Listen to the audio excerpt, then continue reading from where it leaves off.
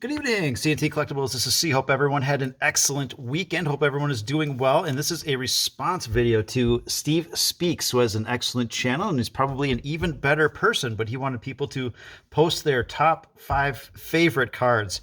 And this isn't best cards, this is favorite cards, so there's no right or wrong answers, and that's how I got through high school. So anyways, don't want to waste too much time here, because when he does this, and he's got a very, I think this is his 250 subscriber giveaway, and he's got some very excellent prizes, but I think the point of this is to have fun and show off some of your favorite cards, and so he's probably got a lot of these to go through, so I don't want to waste too much of his time here, so we'll just get started, and we'll begin with number 5. I am a product of the 80s, late 80s, early 90s.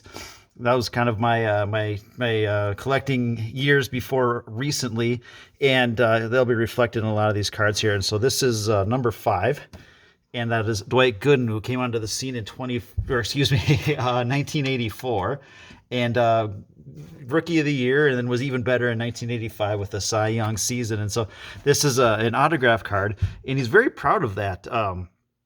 Of that achievement. So the 85 Cy Young, Dr. K, I struck those gentlemen out, Doc Gooden. So one of my favorite cards here. The value, probably not much, but sure enjoyed watching them. And I thought that card was, what a heck of an inscription there. So, all right, moving on to number 4. I am a Star Wars nerd. That is my primary passion. But when Star Wars started to get too expensive, I jumped into baseball. So you guys can thank me for ruining all sorts of hobbies price wise here. So this is I guess the first 2 cards at least are maybe not safe for the family here. But this is the 1977 Star Wars C-3PO quote unquote error card, and you can see why they made an edit to this card a little bit after the fact. So that is my number 4 card. I thought that is, I always thought that was kind of hilarious, and picked it up kind of as a joke. And well, Star Wars cards, along with the rest of the card market, no longer a joke. All right, my second favorite player in the 1980s. This was one of the first cards I bought coming back into the hobby. Never had it growing up.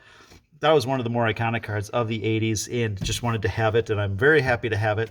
So don't care about the grade too much, but I'm horrible at this grading thing. So the corners and the edges and the centering all look great, and they said something about the surface, and I'm like, I don't know. And it looks good to me. I'm very pleased with this one. So that is my number 3 of my favorite cards, Donnie Baseball. Again, I sure loved watching all of his games, and I'm not even a Yankees fan, but I think Donnie Baseball made a lot of people Yankees fans back in the day. All right, number 2. Here is my favorite player for my favorite team, and that's the 1984 Fleer Update Kirby Puckett. This was a card I wanted as a kid and could never afford. It came out of the gates.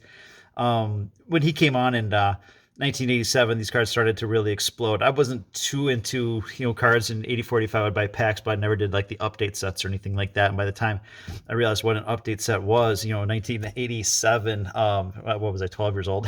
So this was already out of reach. And so coming back into the hobby, you can do a few things I couldn't do back in the day, and this was one of the cards I went after right off the bat. I think it looks terrific, and I'm very, very happy to have that in my collection. And number 1, I don't have many 1-of-1s. I only have 2 of them. And so this is my favorite card. It is a 1-of-1 red ink autograph of Thomas Pratt. And this will be a big deal in a decade or so. You guys don't know that yet, but this is going to be huge. So my son is the one that got me back into collecting, came home with the blaster box of 2019 opening day, and we opened that. And I'm like, oh, all right, well, this is pretty cool. Let me get him a few Twins autographs, and then it just kind of snowballed from there. So either he owes me a lot of money for all the time and money I've wasted, or I'm just really happy to be back in the hobby because of him. And it was kind of funny. He gave this to me, I think it was a Father's Day thing. He got my mom, his grandma, got a bunch of these cards off of the Topps website. You upload your picture, and they send them to you. And just getting into cards, he was really excited about autographs, and he's starting to learn about numbered cards. And so he gave this to me, did it all on his own, and couldn't be more pleased to have that as my favorite card in the collection. So there are my top 5. Hope everyone has a great rest of the night. Steve, thanks for doing this contest. It's a really great idea. Whatever. Don't care about winning or losing. Just happy to share this. I thought that was a neat deal. So I appreciate it, and take care. Bye now.